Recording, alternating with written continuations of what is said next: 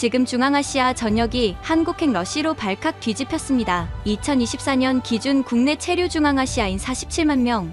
거대한 숫자 속에 묻혀 잊혀질 뻔했던 한 소녀의 사연이 전 세계를 눈물바다로 만들고 있습니다. 저는 알마티의 빈민이었고 한국의 이방인이었으며 마침내 녹슨 쇳덩이 하나의 의지에 낯선 땅을 밟은 그녀가 100년 전 잃어버린 가문의 영광을 되찾기까지 역사 속에 파묻혀 있던 영웅의 이름이 대한민국에서 다시 부활하는 감동적인 순간, 지금 시작합니다. 저는 박서윤입니다. 지금은 한국인이라는 당당한 신분으로 제 이름을 건 농장의 대표로 살아가고 있지만 불과 몇 년 전까지만 해도 저는 카자흐스탄 알마티의 낡은 시장 바닥에서 시든 채소를 팔며 하루하루를 연명하던 고려인 4세 박예카테리나였습니다. 아니, 평범하다는 표현조차 당시에 제게는 사치였는지도 모릅니다. 저희 가족은 정말 가난했거든요. 알마티의 겨울은 잔인할 정도로 춥습니다. 매일 새벽 4시면 어김없이 일어나 살을 내는 칼바람을 뚫고 시장으로 향했습니다. 남들보다 조금이라도 더 좋은 자리를 차지하기 위해 낡은 패딩, 점퍼 하나에 의지한 채 꽁꽁 언 당근과 양파 자루를 짊어져야 했죠. 자리를 조금이라도 잘못 잡는 날이면 그날 하루 장사는 공치는 거나 마찬가지였으니까요. 손님들은 채소의 상태를 트집 잡으며 가격을 후려치기 일쑤였습니다. 야, 이거 다 얼었잖아. 반값에 줘.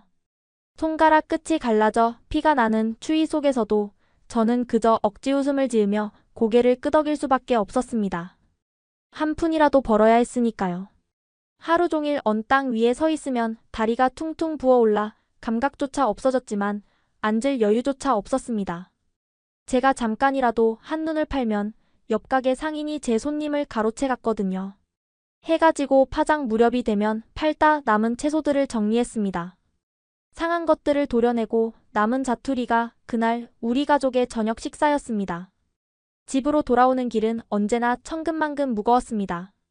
주머니 속에 꼬깃꼬깃 구겨진 지폐 몇 장을 만지작거릴 때면 숨이 턱 막혀왔습니다. 하루 종일 추위에 떨며 번 돈이 고작 빵 몇 조각과 땔감 조금을 살 정도밖에 되지 않았으니까요. 저희 집은 시장에서 버스로 1시간이나 떨어진 산동네 판자촌이었습니다. 벽돌 틈 사이로 황소바람이 들이닥치고 눈이 녹으면 천장에서 물이 새 양동이를 받쳐두는 게 일상인 곳이었죠. 전기도 수시로 끊겨 촛불 하나에 의지해 밤을 보내야 했고 물은 꽁꽁 언 공동 수도를 녹여 길어와야 했습니다. 어머니는 지병으로 누워 계신 날이 많았습니다. 병원에 가려면 큰 돈이 필요한데 약값을 벌려고. 제가 무리해서 일을 늘리면 어머니가 저를 걱정해 병세가 더 악화되는 악순환의 연속이었죠. 밤늦게까지 어머니의 고통 섞인 기침 소리를 들으며 잠드는 게 제 일상이었습니다. 저에게도 꿈은 있었습니다. 대학에 가서 농업 경영을 공부하고 싶었어요. 언젠가는 제대로 된 내 가게를 운영하고 싶었죠. 하지만 현실은 냉혹했습니다. 대학 등록금은커녕 당장 내일 먹을 쌀을 걱정해야 하는 처지에 꿈이라는 단어는 배부른 소리에 불과했습니다. 친구들은 하나둘 결혼해서 고향을 떠났고 주변에서는 제게도 가난한 집이라도 좋으니 빨리 시집이나 가라고 성하였습니다. 하지만 가난해서 도망쳐 또 다른 가난한 집으로 들어가는 게 무슨 의미가 있을까요? 저는 그저 이 지옥 같은 삶의 굴레에서 벗어나고 싶었습니다. 어떤 식으로든 가족의 운명을 바꿀 방법을 찾고 싶었습니다. 그런 제게 유일한 위안이자 의무는 돌아가신 할아버지가 남긴 유품 하나였습니다. 할아버지는 돌아가시는 순간까지 목에 걸고 계시던 낡은 금속판을 제게 걸어주셨습니다. 예카테리나, 이건 내 목숨이다. 절대 팔지 마라. 그리고 언젠가 기회가 오면 반드시 동쪽으로 가라. 군번줄에 매달린 그 네모난 쇳덩이는 너무 녹이 슬어 글자조차 알아볼 수 없었습니다. 시장 사람들은 제 목걸이를 보고 고물상에 팔아도 껌 한 통 못 사겠다며 비웃곤 했죠. 하지만 저는 힘들 때마다 옷 속에 숨겨진 그 차가운 금속을 꽉 쥐었습니다. 그러면 이상하게도 할아버지가 곁에서 지켜주시는 것만 같았거든요. 그러던 어느 날 절망적인 소식이 들려왔습니다. 어머니의 병세가 급격히 악화되어 당장 수술하지 않으면 위험하다는 의사의 통보였습니다. 수술비는 우리 가족이 10년을 안 먹고 모아도 불가능한 액수였습니다. 눈앞이 캄캄해지고 하늘이 무너지는 것 같았습니다. 지푸라기라도 잡는 심정으로 집안을 뒤졌지만 돈이 될 만한 건 아무것도 없었습니다. 그때 제 손끝에 닿은 것이 바로 목에 걸린 이 쇳덩이였습니다.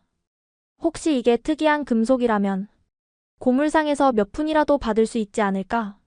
할아버지는 절대 팔지 말라고 하셨지만 당장 어머니가 죽어가는데 유언 따위가 무슨 소용이란 말입니까? 저는 떨리는 손으로 목걸이를 풀어 전당포로 달려갔습니다. 하지만 주인은 돋보기로 힐끔 보더니 바닥에 내동댕이 쳤습니다. 이런 고철을 어디다 써? 엿장수도 안 가져가. 썩 나가. 바닥에 나뒹구는 할아버지의 유산. 저는 치밀어 오르는 서름을 삼키며 목걸이를 다시 주워들었습니다. 가난이 죄였고 무능력한 제가 원망스러워 펑펑 울었습니다. 터덜터덜 집으로 돌아오는 길, 전봇대에 붙은 펄럭이는 전단지 하나가 제 젖은 눈가를 때렸습니다. 대한민국 계절 근로자 모집. 숙식 제공 월 200만 원 보장. 한국. 할아버지가 말씀하시던 동쪽. 그리고 K-팝 드라마 속에서만 보던 그 화려한 나라. 월 200만 원이면 여기서 1년 꼬박 일해야 버는 돈이었습니다. 심장이 미친 듯이 뛰기 시작했습니다. 6개월만 죽어라 일하면 어머니 수술비를 마련할 수 있을지도 모릅니다. 어머니 저 한국 갈래요. 가서 돈 벌어서 어머니 살릴게요. 어머니의 반대를 뒤로하고 저는 그렇게 한국행 비행기에 올랐습니다. 가진 것이라고는 낡은 가방 하나와 목에 걸린 녹슨 쇳덩이뿐. 비행기 창밖으로 멀어지는 알마티의 설산을 보며 맹세했습니다. 반드시 성공해서 돌아오겠다고요. 하지만 그때는 꿈에도 몰랐습니다. 제가 도착한 한국 땅에서 단돈 100원의 가치도 없어 보이던 이 낡은 목걸이가 제 인생을 송두리째 뒤흔들게 될 줄은요. 그리고 할아버지가 왜 그토록 동쪽으로 가라고 하셨는지 그 쇳덩이 안에 숨겨진 105년의 충격적인 비밀이 곧 밝혀지게 될 줄은 상상조차 하지 못했습니다. 인천공항에 내리는 순간 저는 완전히 다른 세계에 떨어진 기분이었습니다. 밤인데도 공항 전체가 대낮처럼 환했어요. 천장은 끝이 보이지 않을 만큼 높았고 바닥은 제 얼굴이 비칠 정도로 반짝거렸습니다.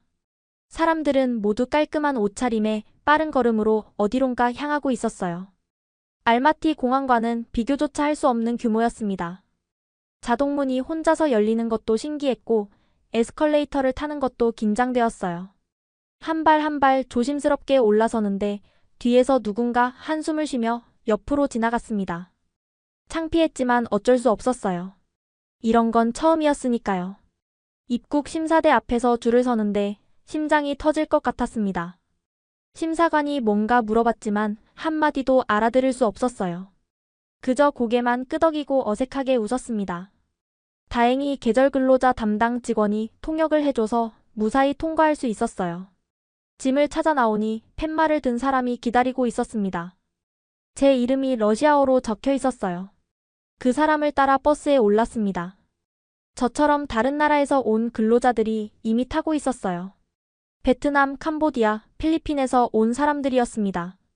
모두 피곤한 표정으로 앉아 있었고 서로 말을 섞지 않았어요. 버스가 출발하고 창밖 풍경을 보는데 정말 놀라웠습니다. 도로가 이렇게 넓고 깨끗할 수 있다니. 차선이 또렷하게 그려져 있었고 가로등은 끊임없이 이어졌어요.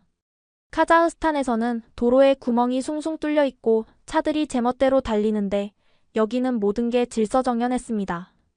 2시간쯤 달렸을까요?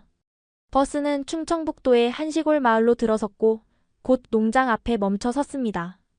새벽이라 주변이 잘 보이지 않았지만 비닐하우스들이 줄지어 있는 게 어렴풋이 보였어요. 차에서 내리자마자 험상궂은 표정의 남자가 우리를 노려보고 있었습니다. 빠릿빠릿하게 안 움직여? 놀러 왔어? 무슨 말인지 정확히는 몰랐지만 화가 난 건 분명했어요. 농장주였습니다. 50대 중반쯤 되어 보이는 인상이 사나운 남자였어요. 첫인상부터 무서웠습니다. 숙소로 안내받았습니다. 컨테이너를 개조한 건물이었어요. 한 방에 4명이 함께 쓰는 구조였습니다. 2층 침대, 작은 사물함, 공용 화장실. 알마티의 우리 집보다는 깨끗했지만 낯설고 불안했어요. 그날 밤 침대에 누워도 잠이 오지 않았습니다. 천장을 바라보며 생각했어요. 내가 정말 여기까지 온 건가? 집에서 수천 킬로미터 떨어진 낯선 나라. 말도 통하지 않는 곳. 아는 사람 하나 없는 곳. 같은 방 사람들은 이미 코를 골며 자고 있었어요. 베트남에서 온 사람들이었는데 서로 베트남어로 수다를 떨다가 잠들었습니다. 저는 그 대화에 낄 수도 없었어요. 언어가 달랐으니까요.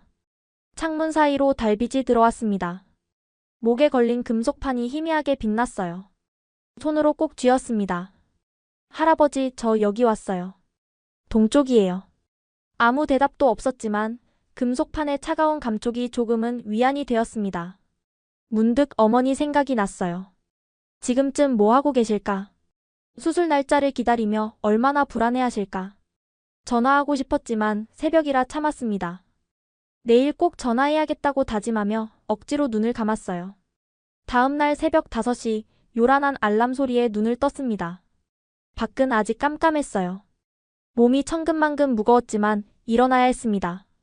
간단한 아침을 먹고 바로 비닐하우스로 향했어요. 파프리카 농사였습니다. 모종을 심고 물을 주고 잡초를 뽑는 일이었어요. 단순해 보였지만 막상 해보니 쉽지 않았습니다.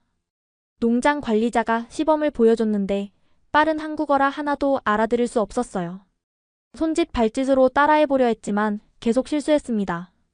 모종을 너무 깊게 심거나 간격을 잘못 맞추거나. 아씨, 이것도 못해? 관리자의 얼굴에 짜증이 가득했어요. 무슨 말인지 정확히는 몰라도 혼나고 있다는 건 알 수 있었습니다. 얼굴이 화끈거렸지만 그저 고개를 숙일 수밖에 없었어요.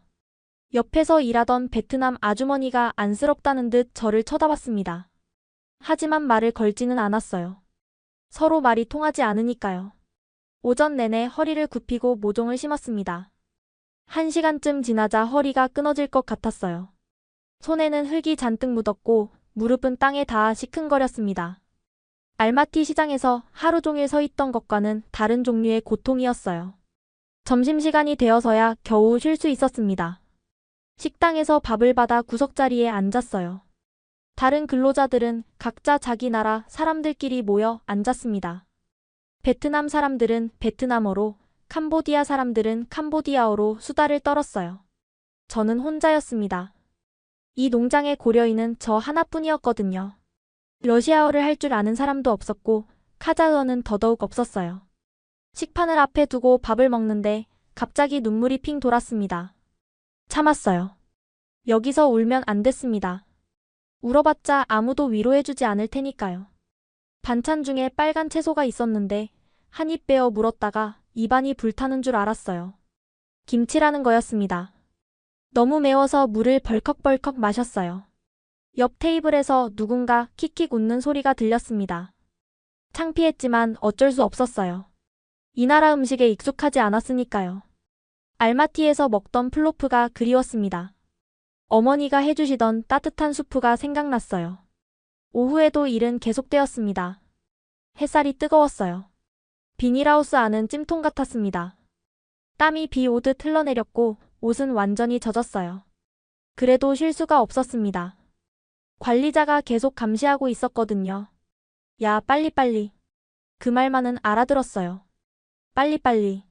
한국에서 가장 먼저 배운 말이었습니다. 해가 질 무렵에야 일이 끝났어요. 숙소로 돌아오는 발걸음이 천근만근 무거웠습니다. 온몸이 쑤시고 손에는 물집이 잡혀 있었어요. 샤워실로 들어가 뜨거운 물을 맞는데 그제야 긴장이 풀렸습니다. 거울에 비친 제 얼굴은 초췌하기 그지없었어요. 눈 밑에 다크서클이 짙게 내려앉았고 입술은 갈라져 있었습니다. 이게 정말 나인가 싶었어요. 저녁을 먹고 숙소로 돌아와 핸드폰을 꺼냈습니다. 어머니께 전화를 걸었어요. 신호음이 길게 울렸습니다. 여보세요? 우리 딸이니? 어머니 목소리를 듣는 순간 눈물이 왈칵 쏟아질 뻔했어요. 간신히 참았습니다. 우리는 러시아어로 이야기를 나눴어요. 네, 어머니. 저 한국 도착했어요. 그래? 힘들지 않아? 밥은 먹었어? 네, 괜찮아요. 걱정 마세요. 거짓말이었어요. 하나도 괜찮지 않았습니다. 하지만 어머니께 걱정을 끼쳐드리고 싶지 않았어요. 어머니 수술 날짜 잡혔어요? 응, 다음 달에 잡혔어. 그런데 돈이 제가 보낼게요. 조금만 기다리세요. 첫 월급 받으면 바로 보낼게요. 우리 딸 너무 무리하지 마. 네 몸이 더 중요해. 전화를 끊고 나서야 눈물이 흘러내렸어요. 이불을 뒤집어 쓰고 소리 없이 울었습니다. 어머니를 살리려고 여기까지 왔는데 과연 제가 버틸 수 있을까요? 그렇게 며칠이 지났습니다. 몸은 조금씩 적응되었지만 마음은 여전히 외로웠어요. 말이 통하지 않으니 친구를 사귈 수도 없었습니다. 점심시간에도 항상 혼자 밥을 먹었어요. 어느 날은 일하다가 실수로 모종을 밟았습니다. 관리자가 달려와서 소리를 질렀어요. 야, 뭐 하는 거야? 눈이 없어? 무슨 말인지 다 알아듣지는 못했지만 엄청 화가 난 건 알 수 있었어요. 저는 그저 고개를 숙이고 죄송하다는 말만 반복했습니다. 쏘리. 그날 저녁 숙소에서 펑펑 울었어요. 이렇게까지 해야 하나 싶었습니다. 그냥 알마티로 돌아가고 싶었어요. 시장에서 채소 파는 게 이것보다는 나았을 것 같았습니다. 하지만 돌아갈 수 없었어요. 어머니 수술비를 벌어야 했으니까요. 이를 악물었습니다. 버텨야 해. 6개월만 버티면 돼. 힘들 때마다 금속판을 꺼내 만졌어요. 할아버지가 평생 걸고 다니시던 이 낡은 쇳덩이. 이걸 만지면 이상하게 힘이 났습니다. 할아버지가 곁에서 지켜주시는 것 같았어요. 할아버지, 저 포기 안 해요. 끝까지 버틸 거예요. 일주일쯤 지나자 조금씩 적응이 되었습니다. 모종 씹는 것도 익숙해지고 관리자한테 혼나는 일도 줄었어요. 한국어도 몇 마디 배웠습니다. 물 주세요. 다 했어요. 화장실 가도 돼요? 간단한 말들이었지만 이게 통할 때마다 뿌듯했어요. 조금씩 이 생활에 적응해가고 있었습니다. 그런데 이상한 일이 있었어요. 가끔씩 사람들이 제 목걸이를 유심히 쳐다보는 거였습니다. 처음에는 대수롭지 않게 생각했어요. 낡고 녹슨 금속판이니까 이상해 보일 수도 있겠다 싶었죠. 하지만 유독 한 사람이 계속 제 목걸이를 쳐다봤습니다. 바로 농장주였어요. 어느 날 점심시간에 농장주가 제 옆을 지나가다 멈춰 섰어요. 제 목을 한참 쳐다보더니 뭔가 말하려다 그냥 지나갔습니다. 이상했어요. 분명 뭔가 말하고 싶은 눈치였는데 며칠 후 또 비슷한 일이 있었어요. 제가 비닐하우스에서 일하고 있는데 농장주가 들어와서 일하는 척하며 제 쪽을 계속 힐끔힐끔 쳐다봤습니다. 특히 제 목에 걸린 금속판을요. 그 목걸이 어디서 났어? 어느 날 쉬는 시간에 농장주가 다가와 물었습니다. 손짓으로 목걸이를 가리키며 물어보는 것 같았어요. 할아버지, 유품이에요. 더듬더듬 한국어로 대답했습니다. 농장주는 고개를 끄덕이더니 다시 제 목걸이를 한참 바라봤어요. 눈빛이 묘했습니다. 단순한 호기심이 아닌 것 같았어요. 뭔가를 알아보려는 것 같은 눈빛이었습니다. 이상하네. 어디서 본 것 같은데. 농장주가 혼잣말처럼 중얼거렸어요. 무슨 말인지 정확히는 몰랐지만 그 눈빛이 계속 신경 쓰였습니다. 그날 밤 침대에 누워 생각했어요. 농장주는 왜 자꾸 제 목걸이를 쳐다보는 걸까요? 할아버지의 금속판에 뭔가 특별한 게 있는 걸까요? 아니면 그냥 이상하게 생겨서 그런 걸까요? 금속판을 꺼내 들여다봤습니다. 녹이 심하게 슬어서 원래 모양도 잘 모르겠었어요. 그냥 네모난 쇳덩이에 군번줄이 달린 것처럼 보였습니다. 할아버지, 이게 대체 뭐예요?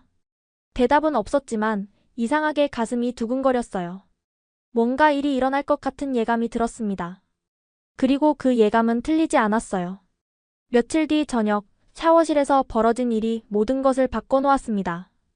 일과를 마치고 샤워실로 향했습니다. 하루 종일 비닐하우스에서 땀을 흘렸더니 온몸이 끈적거렸어요. 흙먼지가 머리카락 사이사이에 끼어 있었고 손톱 밑에는 검은 때가 잔뜩 꼈습니다. 하루빨리 씻고 싶었어요. 공용 샤워실은 저녁 시간이면 항상 북적였어요. 다들 하루의 피로를 씻어내려고 줄을 서서 기다렸죠. 저는 늦게 가는 편이었습니다. 사람이 많으면 불편했거든요. 말도 안 통하는 사람들 사이에서 어색하게 서 있는 게 싫었어요. 혼자 있는 게 편했습니다. 그날도 대부분의 사람들이 씻고 난 뒤에 샤워실에 들어갔습니다. 밤 9시가 넘은 시간이었어요. 텅 빈 샤워실에 물소리만 울렸습니다. 뜨거운 물이 쏟아지는 게 그렇게 좋을 수가 없었어요. 알마티에서는 따뜻한 물로 샤워하는 게 사치였거든요. 공동수도에서 찬물을 길어다 대야에 받아서 씻어야 했습니다. 겨울에는 그 물마저 얼어서 얼음을 깨고 녹여야 했죠. 하지만 여기서는 수도꼭지만 틀면 뜨거운 물이 콸콸 쏟아졌어요. 이것 하나만으로도 한국에 온 보람이 있다고 느꼈습니다. 목에 걸린 금속판도 함께 물을 맞았어요. 평소에는 잘 안 벗었습니다. 할아버지가 항상 목에 걸고 계셨던 것처럼 저도 그렇게 하고 싶었거든요. 목욕할 때도 잘 때도 항상 걸고 있었어요. 이게 없으면 불안했습니다. 뜨거운 물줄기 아래 서서 눈을 감았어요. 오늘 하루도 무사히 지나갔다는 안도감이 밀려왔습니다. 내일도 모레도 이렇게 버티면 되겠지. 6개월만 버티면 어머니 수술비를 마련할 수 있어. 그런데 그날따라 유난히 금속판이 신경 쓰였어요. 농장주가 이상하다고 했던 말이 자꾸 떠올랐습니다. 어디서 본 것 같은데. 그 말이 머릿속을 맴돌았어요. 대체 뭘 본 것 같다는 걸까요? 무심코 금속판을 손에 쥐었습니다. 뜨거운 물에 달궈져서 따뜻했어요. 엄지손가락으로 표면을 문질러 봤습니다. 그러자 이상한 일이 일어났어요. 뭔가 손끝에 걸리는 느낌이 들었습니다. 울퉁불퉁한 게 느껴졌어요. 녹 때문에 표면이 거친 건 알았지만 이건 좀 달랐습니다. 뭔가 규칙적인 패턴 같은 게 있었어요. 뭐지? 눈을 떠서 금속판을 자세히 들여다봤습니다. 뜨거운 물에 녹이 불어서 일부가 떨어져 나가고 있었어요.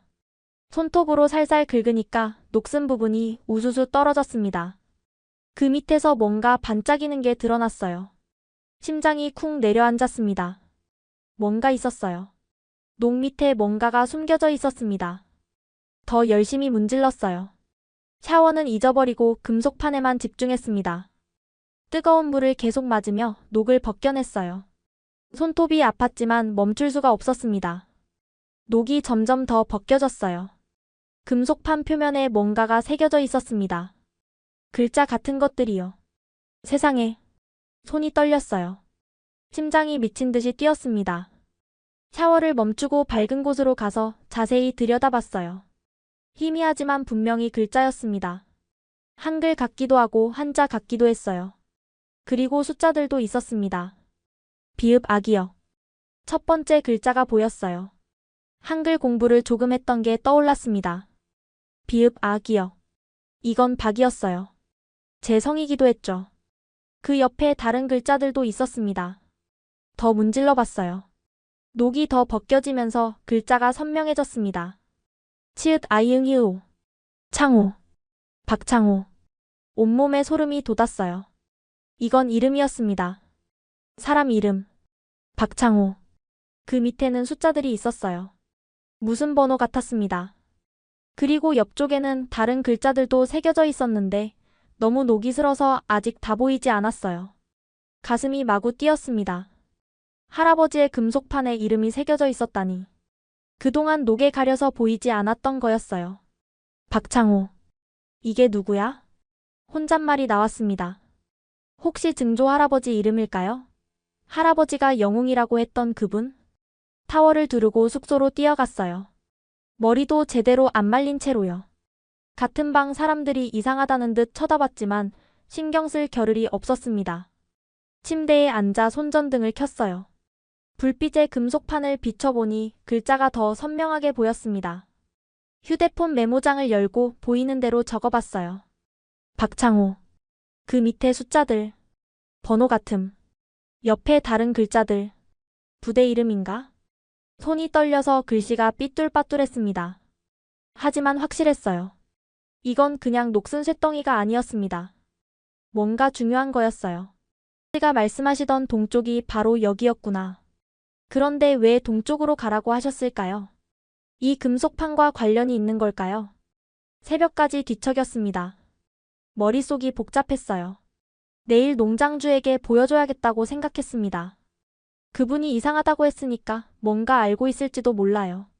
다음날 아침 일어나자마자 금속판부터 확인했어요. 밤새 꿈이 아니었나 싶었거든요.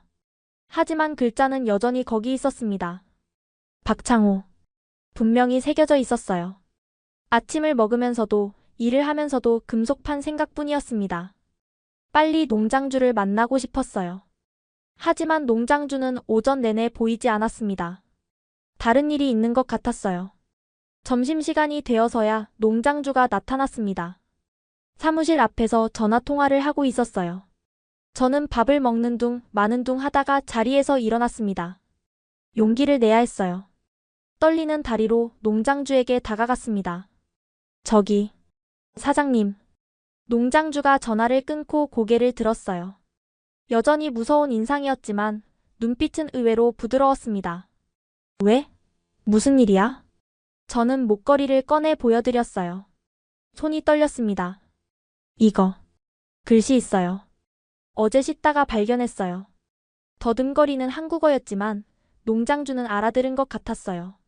눈이 커졌습니다. 뭐? 글씨? 금속판을 받아들고 자세히 들여다봤어요. 표정이 점점 굳어졌습니다. 아까까지의 부드러운 눈빛이 사라지고 뭔가 심각한 표정으로 변했어요. 잠깐만. 이거 좀 더 닦아봐도 될까? 고개를 끄덕였습니다. 농장주는 주머니에서 손수건을 꺼내 금속판을 조심스럽게 닦기 시작했어요. 마치 귀중품을 다루듯 조심조심. 녹이 더 벗겨지면서 글자가 선명해졌습니다. 박창호. 그 밑에 숫자들. 그리고 옆에 뭔가 부대 이름 같은 것. 농장주의 손이 멈췄어요. 얼굴이 창백해졌습니다. 손수건을 든 손이 미세하게 떨리고 있었어요. 이거. 설마. 사장님? 왜 그래요? 이거 뭐예요? 농장주가 저를 똑바로 쳐다봤어요. 그 눈빛을 평생 잊을 수 없을 것 같습니다. 놀라움, 경외, 그리고 뭔가 알 수 없는 감정이 뒤섞여 있었어요. 이거 어디서 난 거야? 다시 한번 말해봐. 정확하게. 목소리가 떨리고 있었어요. 저도 덩달아 긴장됐습니다.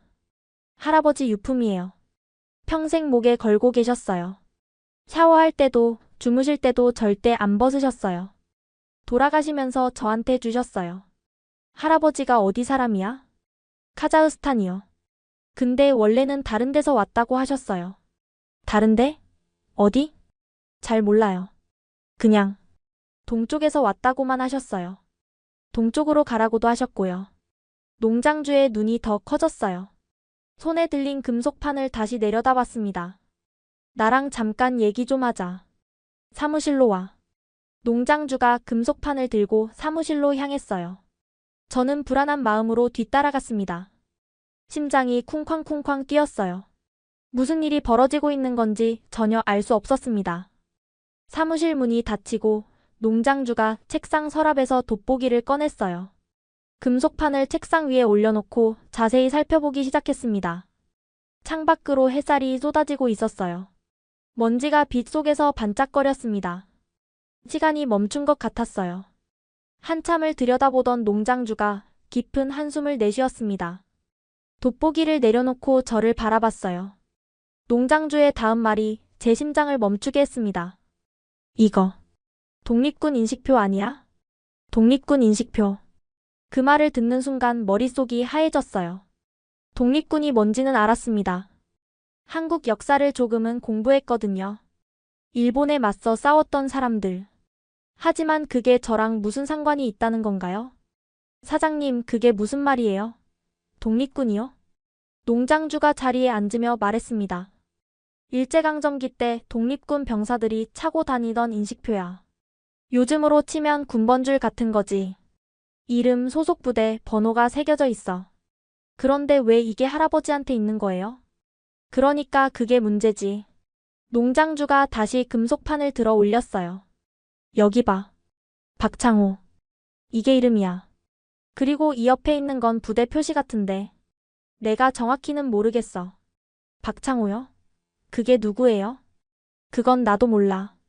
근데 네 할아버지가 이걸 갖고 있었다면 아마 네 조상 중에 독립군이 있었던 거 아닐까? 가슴이 쿵쾅거렸어요. 조상 중에 독립군이라니. 믿기 어려운 말이었습니다. 어떻게 알아요? 사장님이 독립군 인식표를 본 적 있어요? 농장주가 잠시 뜸을 들이더니 말했어요. 우리 할아버지가 독립운동 연구하시던 분이셨어. 어릴 때 할아버지 서재에서 이런 거 비슷한 걸 본 적 있어. 사진으로.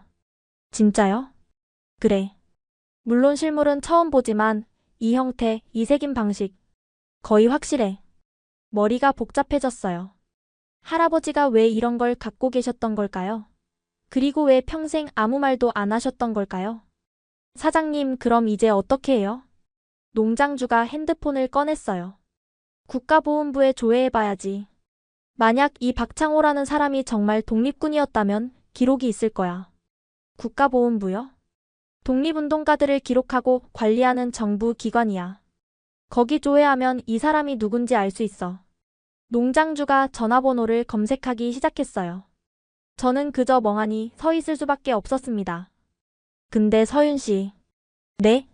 혹시 네 증조할아버지 이름이 박창호야? 그 질문에 저는 얼어붙었어요. 증조할아버지. 할아버지의 아버지.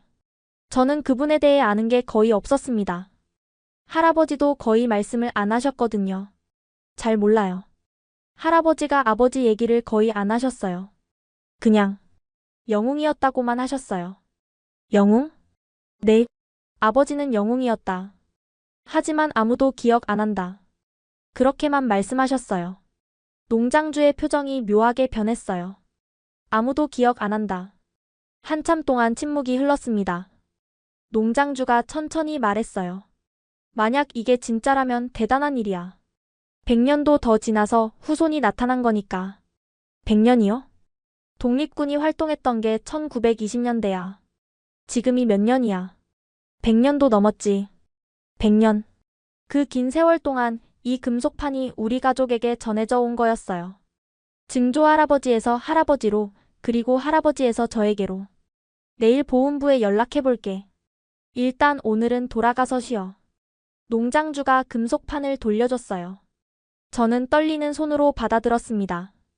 숙소로 돌아오는 길 다리에 힘이 풀렸어요. 할아버지의 마지막 말씀이 떠올랐습니다. 동쪽으로 가라. 동쪽. 항구. 할아버지가 말씀하시던 동쪽이 바로 여기였구나. 할아버지는 알고 계셨던 걸까요? 이 금속판의 비밀을. 그래서 저한테 동쪽으로 가라고 하셨던 걸까요? 그날 밤 잠을 이룰 수가 없었어요. 증조 할아버지에 대해 생각했습니다. 이름도 얼굴도 모르는 분. 하지만 할아버지가 영웅이라고 했던 분. 혹시 정말로 독립군이셨던 걸까요? 일본에 맞서 싸웠던 용감한 병사셨던 걸까요? 새벽이 되도록 금속판을 들여다봤어요. 박창호. 그 이름이 자꾸 눈에 밟혔습니다. 증조 할아버지. 당신은 누구셨어요? 일주일이 지났습니다. 농장 일을 하면서도 보훈부 연락만 기다렸어요. 농장주가 조회를 요청했다고 했거든요. 그리고 드디어 그날이 왔습니다. 점심시간에 농장주가 저를 불렀어요. 표정이 심상치 않았습니다. 서윤 씨, 보훈부에서 연락 왔어. 심장이 멎는 것 같았어요. 뭐래요? 기록이 있대. 네? 박창호. 봉오동 전투 참전자. 기록이 있대. 다리에 힘이 풀렸어요. 그 자리에서 주저앉을 뻔했습니다. 봉오동 전투요? 그게 뭐예요? 농장주가 제 팔을 잡아줬어요. 우리나라 독립군이 일본군을 크게 이긴 전투야. 독립운동 역사에서 가장 중요한 전투 중 하나지. 눈물이 났어요. 왜 우는지도 모르겠는데 그냥 눈물이 흘러내렸습니다. 근데 문제가 있어. 문제요? 기록에는 전사 추정으로 되어 있대. 시신이 발견되지 않았다고. 전사 추정이요? 그럼 돌아가셨다는 거예요? 아니, 그게 아니야. 시신이 없으니까 추정인 거지. 실제로는 살아계셨던 거잖아. 네 할아버지가 있으니까. 그제야 이해가 됐어요. 증조 할아버지는 전투에서 죽은 게 아니라 살아남으셨던 거였어요. 그리고 어딘가로 가셨고 가정을 꾸리셨고 그 후손이 바로 저인 거였어요. 보훈부에서 직접 만나고 싶대. 내일 서울 갈 수 있어? 서울로 향하는 버스 안에서 저는 계속 금속판을 만지작거렸어요. 창밖으로 스쳐 지나가는 풍경을 보면서 생각했습니다. 증조 할아버지는 어떤 분이셨을까? 봉오동에서 싸우실 때 무슨 생각을 하셨을까? 전투가 끝난 후에는 어디로 가셨을까? 국가보훈부 건물은 크고 위험 있어 보였어요. 농장주가 함께 와줬습니다. 혼자서는 도저히 갈 수 없었거든요. 한국어도 서툴고 뭘 어떻게 해야 할지도 몰랐으니까요. 접수대에서 이름을 말하니 곧바로 안내를 받았어요. 담당자가 기다리고 있다고 했습니다. 이상철 과장이라는 분이셨어요. 50대 초반의 온화한 인상이었습니다. 우리를 보자마자 자리에서 일어나 악수를 청했어요. 바게카테리나 씨 맞으시죠? 멀리서 오시느라 고생 많으셨습니다. 네, 안녕하세요. 한국어가 서툴러서 농장주가 통역을 도와줬어요. 일단 앉으시죠. 차 한 잔 드릴까요? 따뜻한 차를 받아들었지만 손이 떨려서 제대로 마실 수가 없었어요. 담당자가 서류들을 꺼내놓았습니다. 인식표 좀 볼 수 있을까요?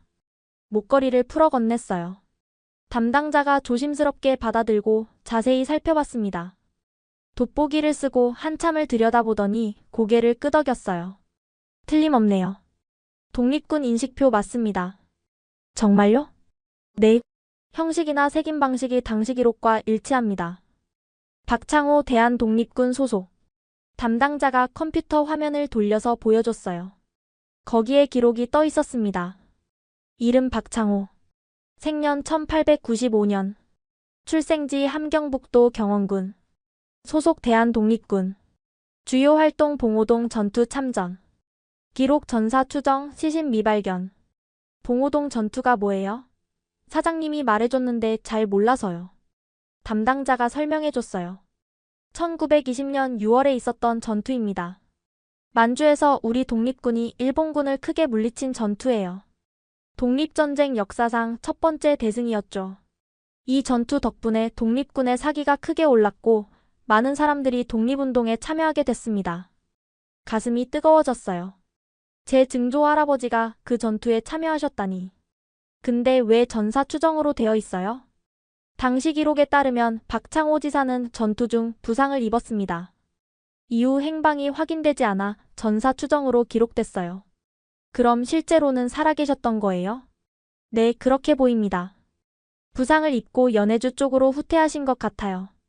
거기서 치료를 받고 살아남으셨고 가정을 꾸리셨던 거죠. 담당자가 다른 서류를 꺼냈어요. 1937년에 스탈린이 연해주의 고려인들을 중앙아시아로 강제 이주시켰습니다. 아마 박창호 지사 가족도 그때 카자흐스탄으로 이주하신 것 같습니다. 모든 조각이 맞춰지는 느낌이었어요. 증조 할아버지는 독립군으로 싸우다 부상을 입었고 연해주로 후퇴해서 살아남으셨고 강제 이주로 카자흐스탄까지 가게 되셨던 거였어요. 100년도 넘었네요. 담당자가 조용히 말했어요. 네. 100년이 넘는 세월 동안 대한민국은 박창호 지사를 찾고 있었습니다. 전사 추정으로 기록되어 있었지만 혹시 살아계실지도 모른다는 희망을 버리지 않았죠. 그리고 오늘 드디어 후손분을 만나게 됐습니다. 눈물이 쏟아졌어요. 참으려고 했는데 도저히 참을 수가 없었습니다. 할아버지가 말씀하셨어요. 아버지는 영웅이었다고. 하지만 아무도 기억 안 한다고. 이제 기억합니다. 대한민국이 기억합니다. 담당자가 제 손을 꼭 잡았어요. 바게카테리나 씨 정말 감사합니다. 덕분에 100년도 넘게 지나서야 영웅이 돌아오셨습니다. 농장주도 눈시울이 붉어져 있었어요. 사장님, 나도 이런 건 처음이야. 진짜 대단한 일이다. 담당자가 서류를 정리하며 말했어요. 박창호 지사님께 건국 훈장 추서가 가능합니다. 그리고 바게카테리나 씨는 독립유공자 후손으로서 특별귀화 자격이 있습니다. 특별귀화요? 네. 일반 귀화보다 절차가 간소화됩니다. 독립유공자 후손에 대한 예우 차원에서요. 믿을 수 없었어요. 그 녹슨 금속판 하나가 이렇게 많은 것을 바꿔놓다니. 건국 훈장이 뭐예요? 나라를 위해 공을 세운 분들께 드리는 훈장입니다. 박창호 지사님께서는 독립운동에 참여하셨으니 당연히 받으셔야 할 훈장이죠. 가슴이 벅차올랐어요. 할아버지가 그토록 말씀하시던 영웅. 아무도 기억하지 않는다고 슬퍼하셨던 그 영웅이 이제 조국으로부터 인정받게 되는 거였어요. 감사합니다. 정말 감사합니다. 그 말밖에 할 수가 없었어요. 담당자가 미소를 지었어요.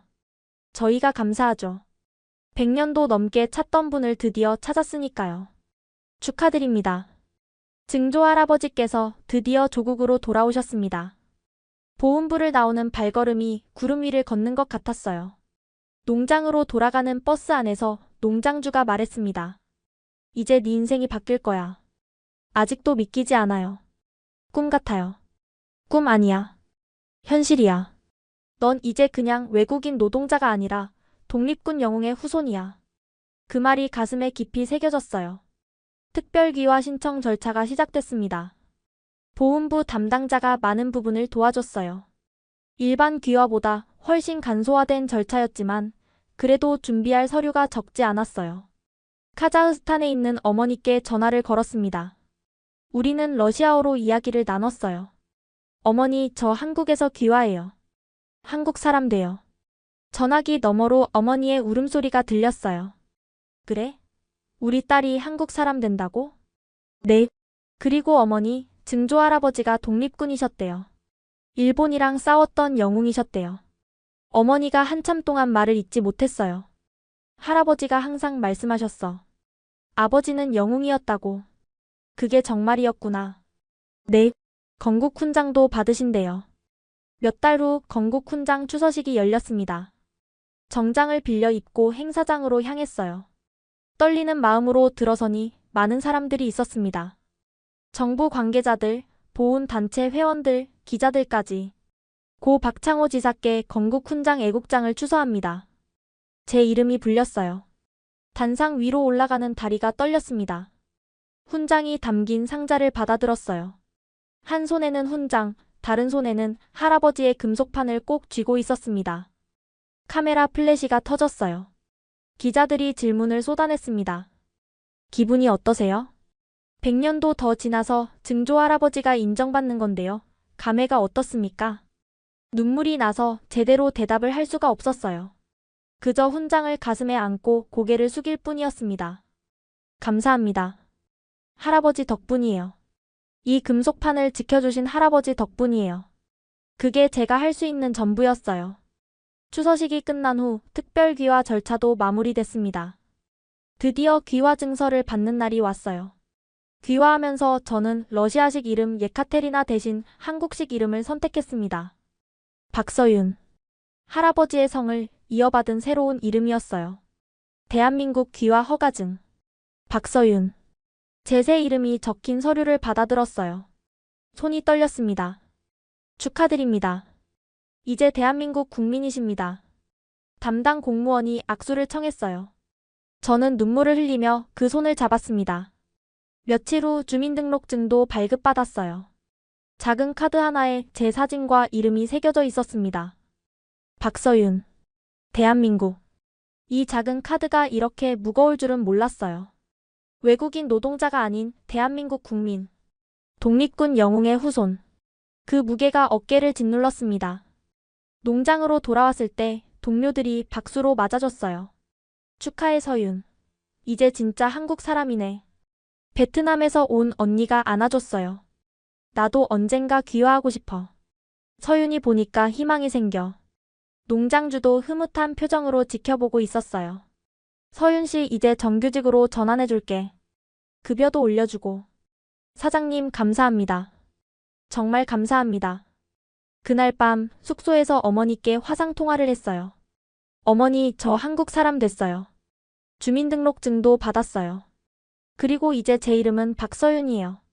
어머니가 울먹이며 말씀하셨어요. 우리 딸 자랑스럽다. 할아버지도 하늘에서 기뻐하실 거야. 어머니 수술비 보낼게요. 이제 돈도 더 벌 수 있어요. 괜찮아. 네가 잘 되는 게 제일 중요해. 아니에요. 어머니 수술이 먼저예요.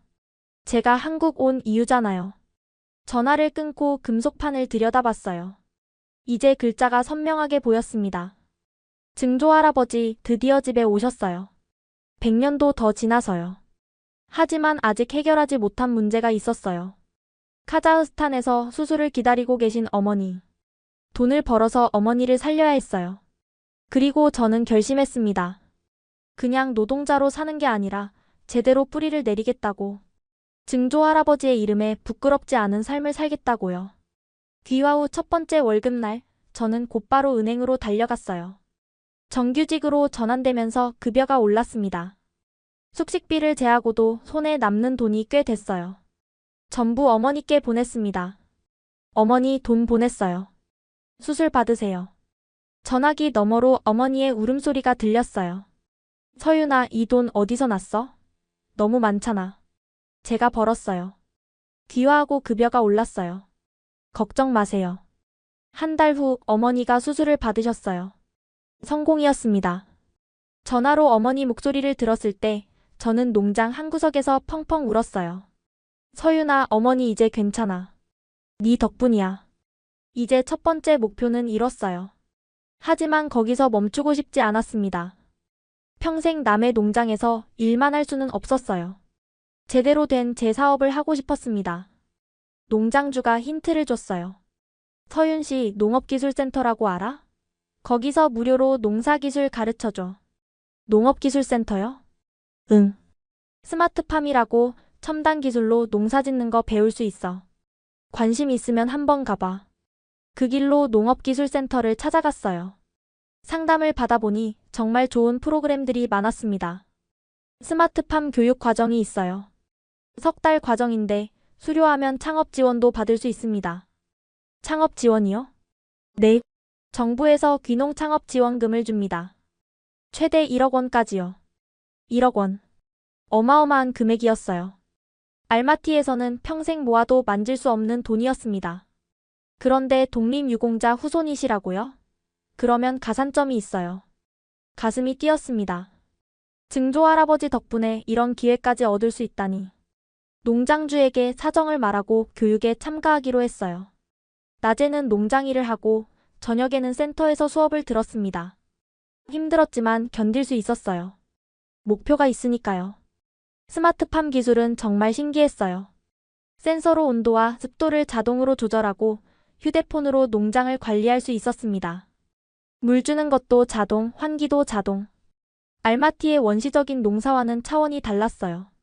이런 기술이 있으면 혼자서도 큰 농장을 운영할 수 있겠네요. 강사가 웃으며 말했어요. 그게 스마트팜의 장점이죠. 적은 인력으로 고효율 농업이 가능합니다. 석 달 교육 과정을 수료했어요. 수료증을 받는 날, 저는 다음 단계를 준비했습니다. 귀농 창업 지원 프로그램에 신청했어요. 사업계획서를 작성해야 했는데 이게 정말 어려웠습니다. 한국어로 긴 글을 쓰는 게 아직 서툴렀거든요. 농업기술센터 선생님들이 많이 도와주셨어요. 밤늦게까지 함께 계획서를 다듬었습니다. 파프리카 재배로 하면 좋겠어요. 시장성도 좋고 서윤 씨가 농장에서 경험도 있으니까. 네, 파프리카로 할게요. 면접 날이 왔어요. 심사위원들 앞에서 제 계획을 발표해야 했습니다. 떨리는 목소리로 설명을 시작했어요. 저는 카자흐스탄에서 온 박서윤입니다. 독립유공자 박창호 지사의 증손녀입니다. 심사위원들의 표정이 달라졌어요. 증조 할아버지는 나라를 위해 싸우셨습니다. 저도 이 땅에서 뿌리를 내리고 싶습니다. 농업으로 제 인생을 바꾸고 저처럼 어려운 사람들에게 기회를 주고 싶습니다. 진심을 담아 말했어요. 심사위원 중 한 분이 고개를 끄덕였습니다. 일주일 후 결과가 나왔어요. 박서윤 씨 축하드립니다. 창업지원 대상자로 선정되셨습니다. 지원금 약 1억 원 규모입니다. 전화를 받는 순간 손이 떨려서 핸드폰을 놓칠 뻔했어요. 1억 원. 제 손으로 농장을 세울 수 있는 돈이었습니다. 농지를 알아보기 시작했어요. 농장주가 도움을 줬습니다. 같은 충청북도 내에 괜찮은 땅이 나왔어요. 여기 어때? 3,000평 정도 되는데 임대료도 나쁘지 않아. 직접 가서 봤어요. 넓은 들판에 햇살이 쏟아지고 있었습니다. 여기에 제 비닐하우스가 서는 거구나. 가슴이 벅차올랐어요. 여기로 할게요. 계약서에 도장을 찍는 손이 떨렸어요. 이제 진짜 시작이었습니다. 비닐하우스 건설이 시작됐어요. 매일 현장에 나가서 공사를 지켜봤습니다. 골조가 올라가고 비닐이 씌워지고 스마트팜 시스템이 설치되는 과정을 하나하나 눈에 담았어요. 2달 후 드디어 완성됐습니다. 6동의 비닐하우스. 제 이름을 건 농장이었어요. 농장 입구에 작은 간판을 달았습니다. 서윤 스마트팜. 그 간판을 올려다보면서 눈물이 났어요. 알마티 시장에서 시든 채소를 팔던 제가 이제 제 농장을 갖게 된 거였습니다. 사무실 벽에 증조 할아버지의 금속판을 걸어뒀어요. 액자에 넣어서 소중하게 보관했습니다. 증조 할아버지 지켜봐 주세요. 열심히 할게요. 첫 파프리카 모종을 심는 날 손이 떨렸어요. 조심스럽게 흙을 파고 모종을 넣었습니다. 물을 주고 센서를 확인하고 온도를 체크했어요. 농업기술센터에서 배운 대로 하나하나 점검했습니다. 잘 자라줘. 제발. 매일 새벽에 일어나서 비닐하우스를 돌았어요. 모종들이 조금씩 자라는 걸 보면서 희망이 생겼습니다.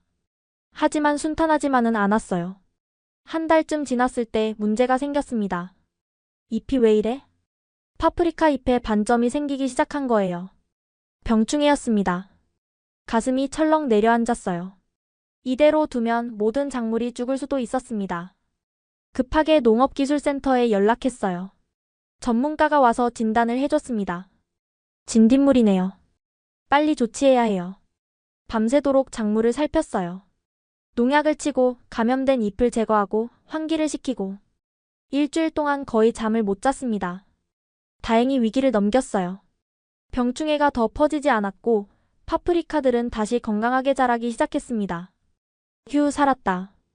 그 일을 겪으면서 배운 게 많았어요.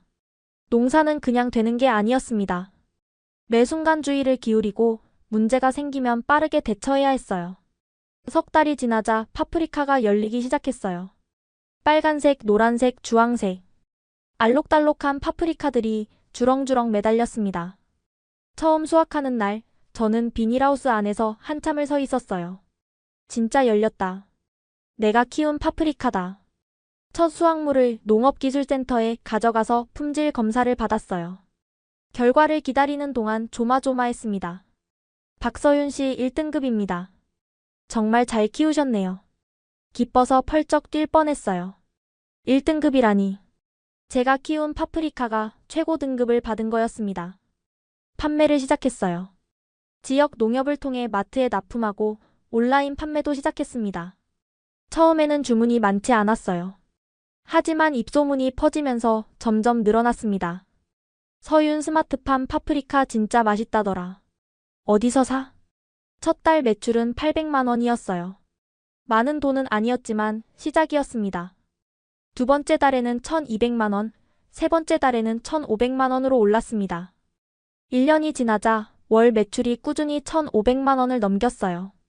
지출을 빼고도 순수익이 상당했습니다.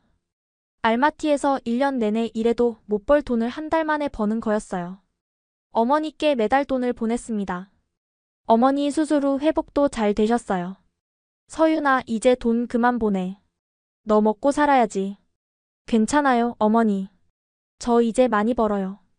2년 차가 되자 사업을 확장하기로 했어요. 비닐하우스를 3동 더 늘렸습니다. 혼자서는 감당이 안 돼서 직원도 뽑았어요. 처음 고용한 직원은 베트남에서 온 언니였어요. 예전에 같은 농장에서 일했던 분이었습니다. 서윤, 나 좀 써줘. 너 잘 되는 거 보니까 나도 힘이 나. 언니, 당연하죠. 같이 해요. 직원이 늘어나면서 일이 훨씬 수월해졌어요. 저는 관리와 판매에 집중하고 직원들이 재배를 담당했습니다. 매출도 계속 올랐어요. 2년 차 말에는 월 3천만 원을 넘겼습니다. 연매출로 따지면 3억 원이 넘는 거였어요. 신문에서 연락이 왔어요. 독립유공자 후손이 스마트팜으로 성공했다는 소식을 들었는데 인터뷰 해주실 수 있나요? 기사가 나갔어요. 제목이 인상적이었습니다. 100년도 더 지나 돌아온 독립군 후손 스마트팜 대표되다. 기사가 퍼지면서 주문이 폭발적으로 늘었어요. 전국에서 연락이 왔습니다. 백화점에서도 납품 제의가 들어왔어요. 3년 차 연매출이 5억 원을 돌파했습니다. 5억 원. 알마티 시장에서 채소 팔던 제가 연매출 5억 원의 농장 대표가 된 거였어요. 믿기지 않았습니다. 직원도 10명으로 늘었어요. 비닐하우스도 12동이 됐습니다. 작은 시작이 이렇게 커질 줄은 몰랐어요. 사무실 벽에 걸린 금속판을 바라봤습니다. 증조 할아버지, 저 해냈어요. 할아버지 덕분이에요. 연매출 5억 원. 그 숫자가 실감이 나지 않았어요. 알마티에서 채소 팔 때는 하루 벌어 하루 먹고 살았습니다. 한 달 수입이 우리 돈으로 30만 원도 안 됐어요.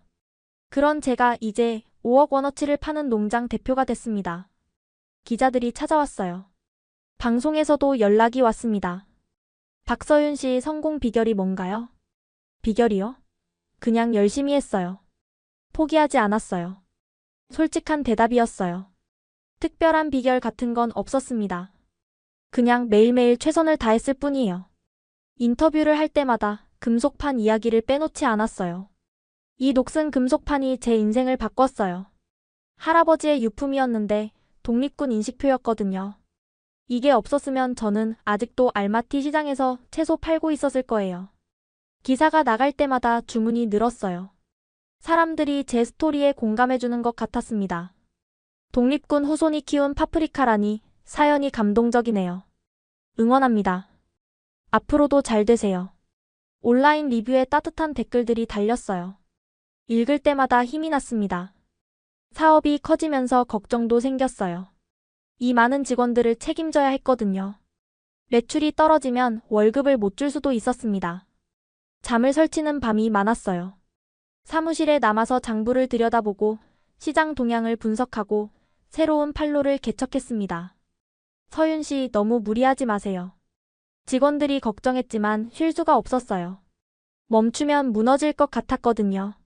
그러던 어느 날 새벽에 비닐하우스를 돌다가 갑자기 눈물이 났어요.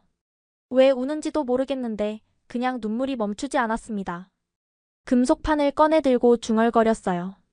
할아버지, 저 힘들어요. 이렇게 사는 게 맞는 건가요? 그때 할아버지의 유언이 떠올랐습니다. 동쪽으로 가라. 할아버지는 왜 동쪽으로 가라고 하셨을까요? 단순히 돈을 벌라는 게 아니었을 거예요. 뿌리를 찾으라는 뜻이었을 거예요.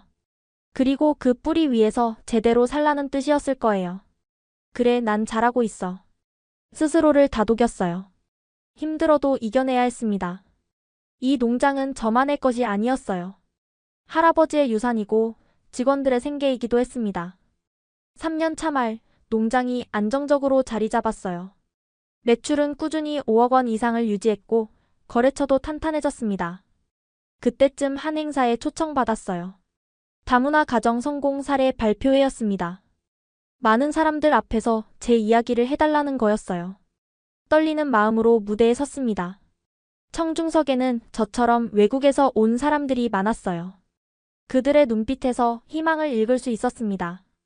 저는 카자흐스탄 알마티에서 왔습니다. 몇 년 전까지만 해도 시장에서 채소를 팔았어요. 제 이야기를 시작했어요. 가난했던 어린 시절, 할아버지의 유품, 한국행, 금속판의 비밀, 귀화, 창업, 그리고 지금까지.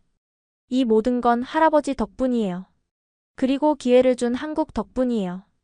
발표를 마치자 박수가 터져나왔어요. 몇몇 사람들은 눈물을 흘리고 있었습니다. 발표가 끝난 후 많은 분들이 다가왔어요. 서윤 씨, 저도 고려인이에요. 저도 귀화하고 싶은데 어떻게 해야 하나요? 저는 베트남에서 왔는데 창업하고 싶어요. 조언 좀 해주세요. 그들의 손을 잡으며 생각했어요. 저만 잘 살면 되는 게 아니구나. 저처럼 어려운 사람들에게 기회를 나눠줘야겠구나. 그날 밤 결심했습니다. 받은 만큼 돌려주자고요. 그 후로 저는 고용할 때 일부러 고려인 후손을 찾았어요. 카자흐스탄, 우즈베키스탄, 러시아에서 온 고려인 청년들이 한국에 많이 와 있었거든요. 대부분 저처럼 계절 근로자로 왔다가 힘들게 지내고 있었습니다. 서윤 씨, 일자리 있으면 소개 좀 해주세요. 다문화 센터를 통해 연락이 오면 면접을 봤어요.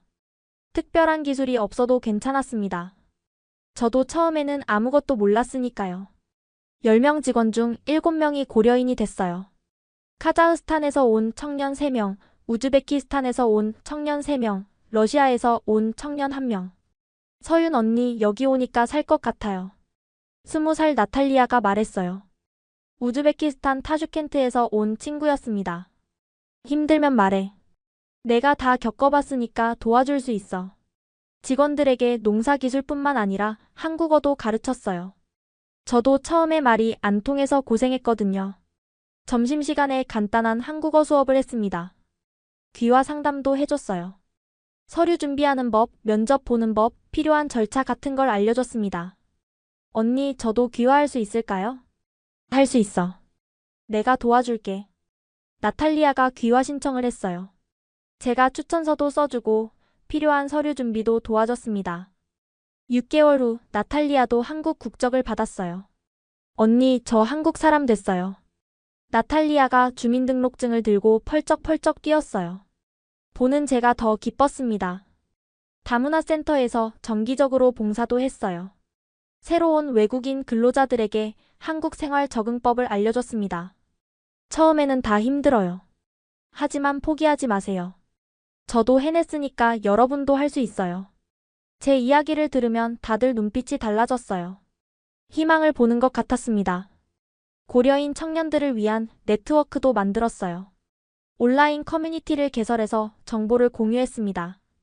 귀화 서류 어디서 떼요? 한국어 시험 어떻게 준비해요? 취업 정보 공유해주세요. 매일 수십 개의 질문이 올라왔어요. 제가 아는 한 다 답변해줬습니다. 어느 날 한 청년이 찾아왔어요.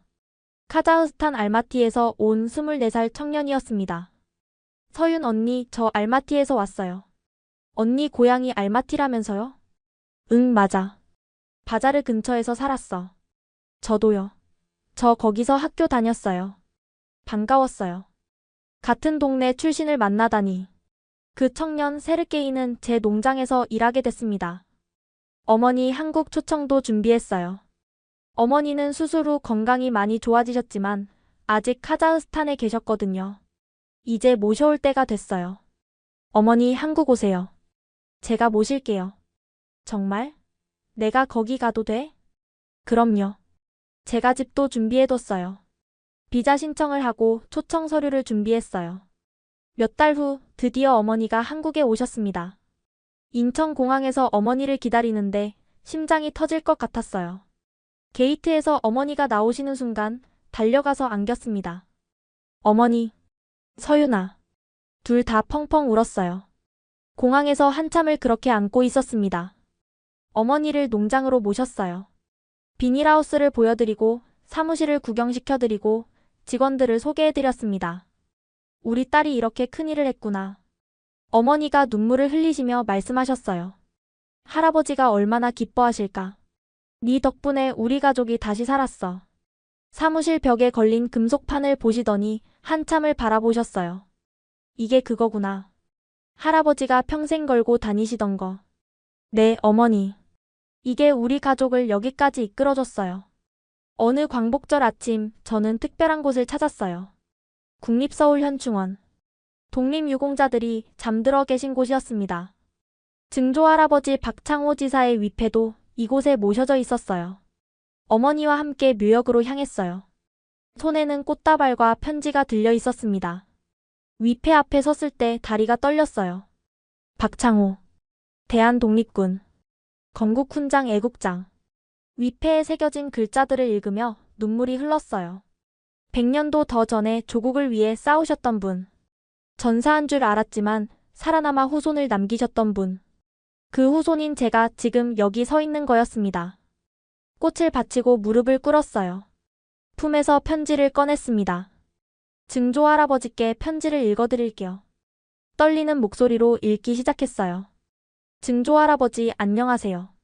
저는 증손녀 박서윤이에요. 카자흐스탄에서 태어났지만 이제는 한국 사람이에요. 할아버지가 남기신 금속판 덕분에 저는 여기까지 왔어요. 그 녹슨 쇳덩이가 이렇게 큰 기적을 만들어낼 줄은 몰랐어요. 증조 할아버지는 나라를 위해 싸우셨어요. 봉오동에서 일본군과 맞서 싸우셨어요. 그리고 부상을 입고도 살아남으셨어요. 가정을 꾸리시고 후손을 남기셨어요. 그 후손이 바로 저예요. 100년도 더 지나서야 조국이 증조 할아버지를 찾았어요. 늦어서 죄송해요.